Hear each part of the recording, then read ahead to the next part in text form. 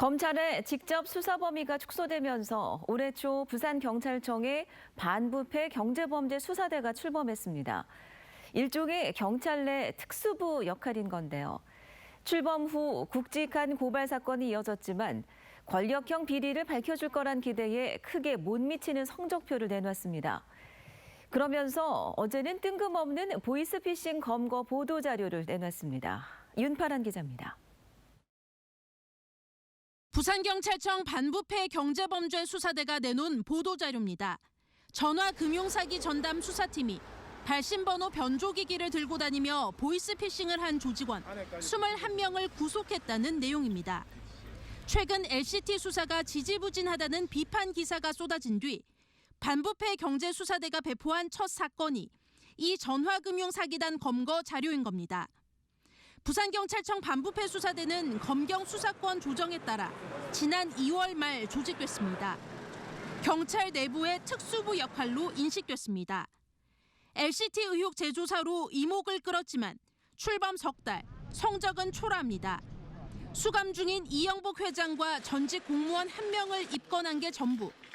심지어 고위공직자범죄수사처가 검찰의 LCT 부실 수사 의혹을 직접 조사하기로 하면서 공수처의 수사자료 일체를 넘길 처지에 놓였습니다. 이뿐만이 아닙니다. LH 사태로 꾸려진 부동산 투기 조사단은 엉뚱하게도 경기도의 한 면사무소와 관련한 비리 의혹을 1호 사건으로 지정했습니다. 정작 부산 지역 공직자의 새로운 투기 의심 사례는 한 건도 밝히지 못한 것으로 알려졌습니다.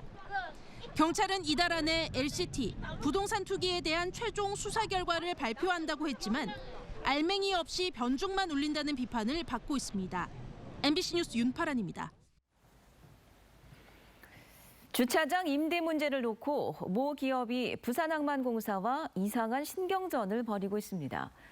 항만공사가 갑질을 한다며 폐기물 무단 적치라는 불법 행위를 벌이고 있는데요. 이에 대해 항만공사는 또 경찰 수사 의뢰로 맞대응하고 있습니다. 누가 갑질을 하고 있는 건지 여러분이 직접 판단해 보시죠. 류재민 기자입니다. 폐자재를 잔뜩 실은 채 부둣가로 들어오는 화물차. 잠시 뒤 작업자의 지시를 받으며 한 주차장으로 접근합니다. 지게차가 화물차에 실려있던 폐자재를 옮겨 하나둘 내려놓습니다.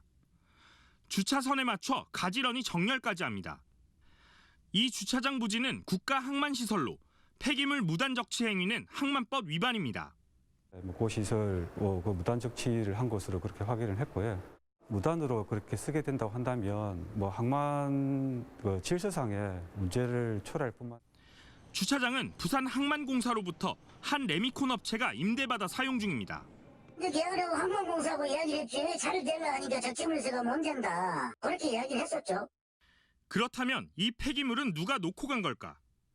CCTV를 자세히 보니 주차장 뒤편 카페를 사이에 둔 한 건물에서 지게차가 나타납니다. 이 건물은 카페 운영사인 제이모그룹 소유입니다. 저희 쪽에 갖다 놓은 건 같아요. 제가 볼 때도. 이 그룹은 항만공사와 주차장 임대 계약이 체결돼 있었는데 이번 달부터 계약이 해지됐습니다. 해당 업체가 계약서 수정을 요구하며 사용료를 납부하지 않았고 3차례에 걸쳐 해당 업체에 내용 증명을 보내고 회신이 없어 계약을 해지하고 항만공사는 카페 운영사인 제이모그룹이 주차장 계약이 뜻대로 진행되지 않자 이런 일을 벌인 것으로 추정하고 있습니다. 거의 100% 가까이 올린 거 아닙니까? 네. 그래 올리면서 이거 세우지 마라 저거 세우지 마라. 그러면 주차장을 뭐하러 임대래요. 임대료를 2배로 올렸다. 그러니까 항만공사 갑질에 폐기물 무단 적치로 대응했다는 얘기입니다.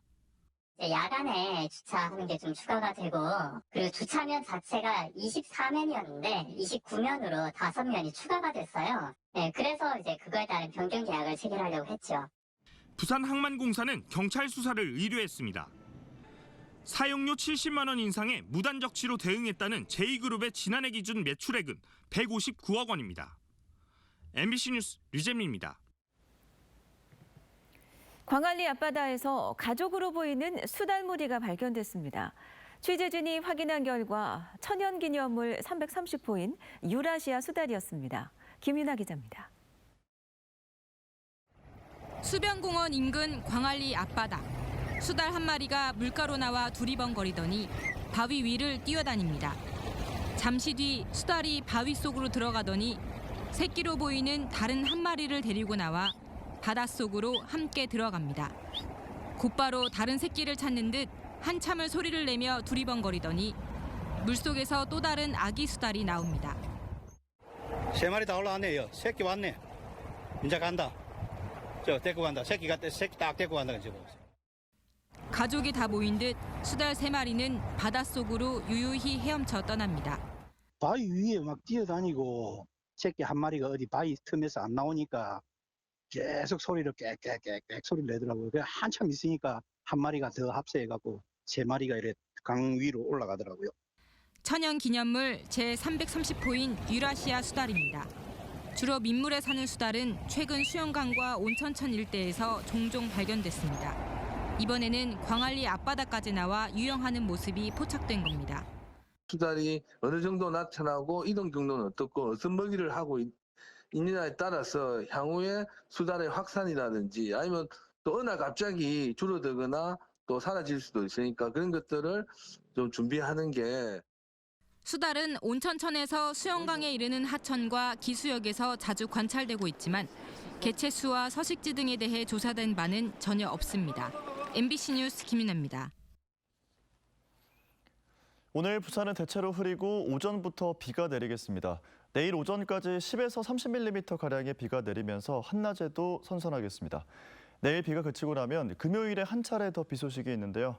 자세한 날씨 정민경 기상캐스터가 전합니다. 나오실 때 우산 챙기셔야겠습니다. 오늘 오전 9시를 전후에 비가 시작돼 내일 오전까지 이어지는 곳이 있겠습니다. 예상되는 비의 양은 부산과 울산, 경남 대부분 지역이 10에서 30mm, 경남 서부는 20에서 40mm가량으로 조금 더 많겠습니다. 현재 전국이 대체로 흐리고 해안가에는 가시거리 1km 미만의 안개가 낀 곳이 있습니다. 동해안을 따라서는 동풍의 영향으로 비가 조금 오는 곳이 있는데요. 서쪽에서 또 다른 비구름이 들어오면서 오늘은 전국 곳곳에 비가 내리겠습니다. 자세한 지역별 기온 살펴보겠습니다. 오늘 아침 기온은 대부분 지역이 20도 안팎으로 선선하게 시작하고 있습니다. 한낮 기온은 부산과 울산이 23도, 양산 25도, 거제는 23도로 어제보다 2도에서 6도가량 낮겠습니다. 바다의 물결은 남해동부 먼바다에서 최고 2m까지 비교적 잔잔하게 일겠지만 내일 새벽부터 바람이 거세지며 풍랑특보가 내려질 걸로 예상되고요. 바다 안개도 짙게 끼겠습니다. 내일 비가 그친 뒤 금요일에 또 한 차례 비가 오겠습니다. 흐리고 비가 내리는 탓에 주 후반에도 비교적 선선하겠고요. 주말부터 다시 하늘이 맑아지며 기온도 오를 전망입니다. 날씨였습니다.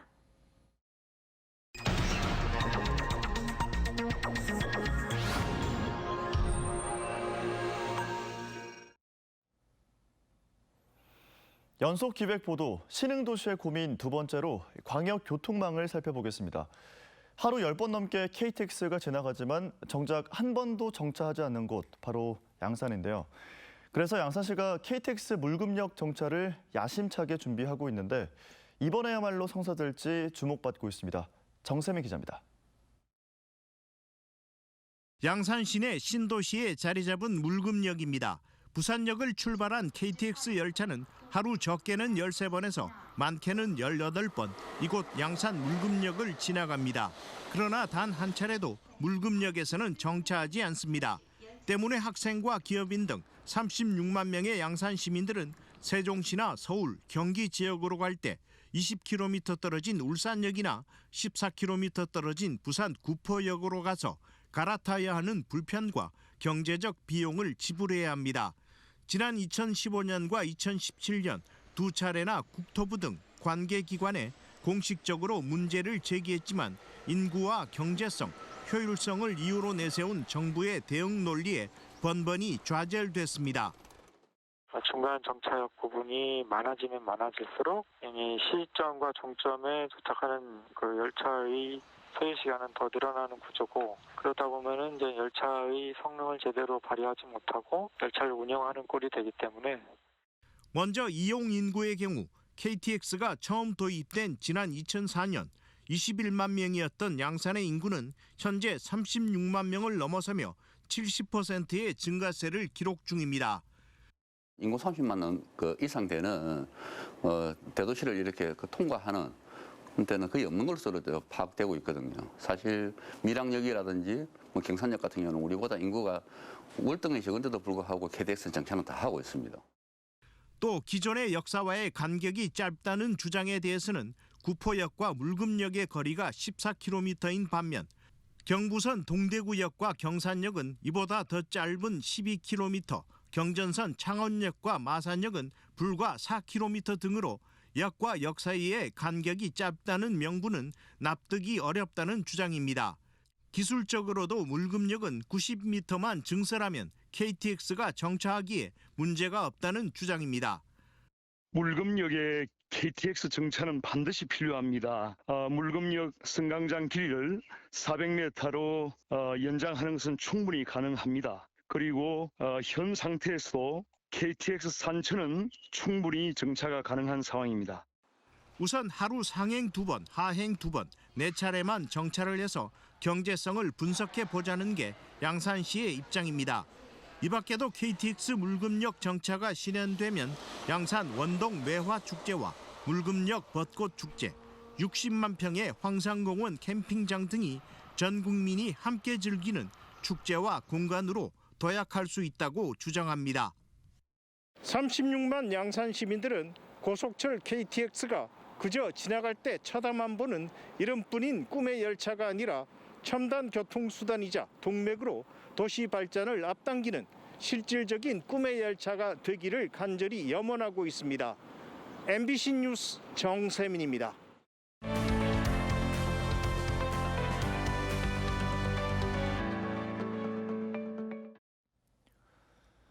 지난주 국민의힘 이준석 대표 체제가 출범하면서 여야 지도부 구성이 마무리됐습니다. 본격적인 대선 국면으로 접어들면서 PK 대권 주자들의 출마도 잇따르고 있는데요. 내년 대선의 핵심 전력 지역으로 손꼽히는 부울경에서는 벌써 물밑에서부터 예비 대권 주자들의 움직임이 활발합니다. 민성빈 기자입니다. 경남 양산이 지역구인 더불어민주당 김두관 의원이 부산에서 출판 기념회를 열었습니다. 지역의 전현직 국회의원 등 정치인들이 대거 참석해 성황을 이뤘습니다. 부울경 출신으로는 유일한 여권 대선 주자로 부산을 교두보로 삼겠다는 의지로 풀이됩니다. 일급 중심이 아닌 다급 중심으로 가야 하고 그 중심에 여러분과 제가 함께하고 있는 부울경 메가시티 연방이 저는 새로운 대안이다 이런 생각을 해봤습니다. 국민의힘 부산시당 위원장인 하태경 의원도 최근 대선 출마를 공식화했습니다. 당내 휘몰아치는 세대교체 바람을 타고 부산의 대표적 야권 대선 주자로 자리매김한다는 전략입니다. 제가 대통령 되고자 하는 중요한 이유 중에 하나는 전국을 골고루 발전시키고자 하는 것입니다. 부울경도 새로운 미래를 가지게 될 겁니다. 부울경 출신으로는 김태호 의원과 홍준표 의원, 안철수 대표 등이 대권 주자로 거론되지만 지지율 답보 상태를 벗어나지 못하고 있습니다. 김경수 경남도지사는 대법원 판결이 늦어지면서 내년 대선보다는 도지사 재선 쪽으로 무게가 쏠리는 분위기입니다. 지난 보궐선거를 통해 여야 모두 요동치는 부울경 민심 공략이 내년 대선의 핵심 과제로 떠오른 상황. 영남 후보 필승론이 아직 유효하다는 분석 속에 정작 지역 출신 대권 후보들은 낮은 존재감을 어떻게 부각할지 고민에 빠져 있습니다. MBC 뉴스 민성빈입니다.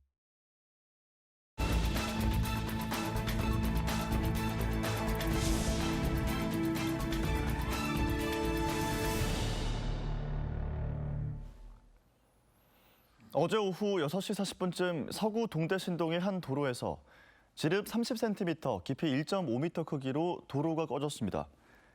신고를 받고 출동한 경찰은 서구청에 긴급 조치를 요청하고 차로 한 곳을 통제했습니다.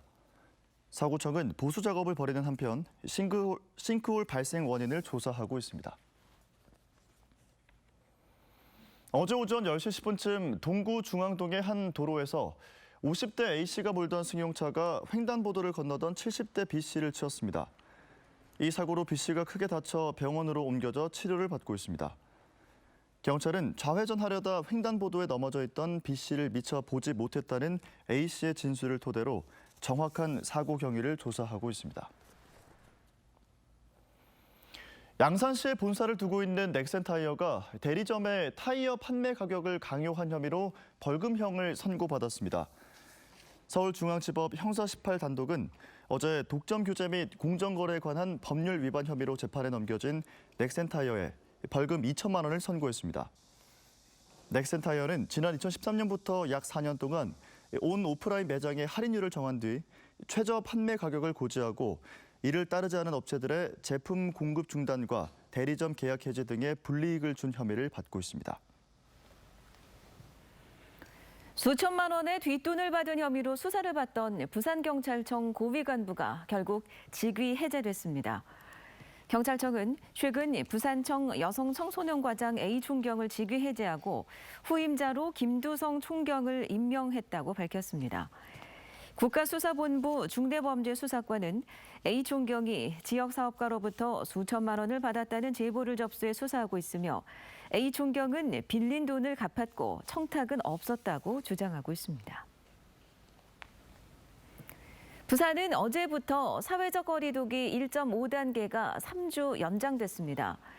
5인 이상 사적 모임 금지는 그대로 유지되지만 유흥시설은 자정까지 운영되고 식당과 카페 등도 자정까지 매장 내 취식이 가능합니다. 부산에선 해외 입국자 3명과 가족 감염 2명 등 신규 환자 9명이 발생해 환자 수가 37일 만에 한 자릿수로 떨어졌습니다. 부산에서는 전체 인구의 25.6%에 해당하는 86만여 명이 신규 접종을 끝내 상반기 목표치를 달성했습니다. 오늘부터 오는 26일까지는 예방접종센터에서 30세 미만 경찰과 소방 등 사회 필수 인력 13,000여 명에 대한 화이자 백신 접종이 진행됩니다. 영호남 8개 시도지사가 권역별 메가시티 구성을 국가균형발전 의제로 추진하기로 했습니다. 부산시와 울산시, 경남도를 비롯해 대구, 광주 등 8개 시도는 어제 오후 경북도청에서 협력회의를 열고 광역교통망 조기 구축 등에 협력하기로 하고 지역 균형 발전 강화를 위한 공동성명도 채택해 정부에 건의했습니다. 시도지사들은 공동성명에서 지역대학 위기극복 재정지원 확대와 소멸위기지역에 대한 특별법 제정을 촉구하기로 했습니다. 부산 지역 대학생들이 어제 일본 영사관 앞에서 기자회견을 열고 독도를 자국 영토라고 억지 주장하는 일본 정부를 규탄했습니다. 이들은 지역 대학생 1,500명의 서명이 담긴 선언문을 통해 주한 일본 대사관 홈페이지에 게시된 독도를 한국이 불법 점거하고 있다는 글을 삭제하라고 촉구했습니다. 또 앞으로 도쿄올림픽 지도회 독도 표기와 방사능 오염수 방류 계획 등 일본 만행에 대한 비판 목소리를 높여나가겠다고 덧붙였습니다.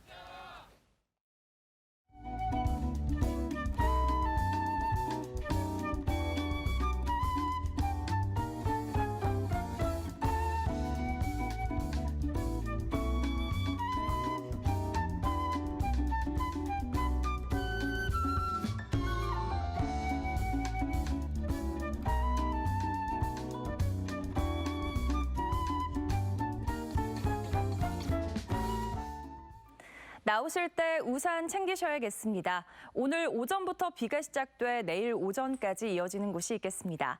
예상되는 비의 양은 부산과 울산, 경남 대부분 지역이 10에서 30mm, 경남 서부는 20에서 40mm가량으로 조금 더 많겠습니다. 자세한 지역별 기온 살펴보시면 오늘 아침 기온은 20도 안팎으로 선선하게 시작했습니다.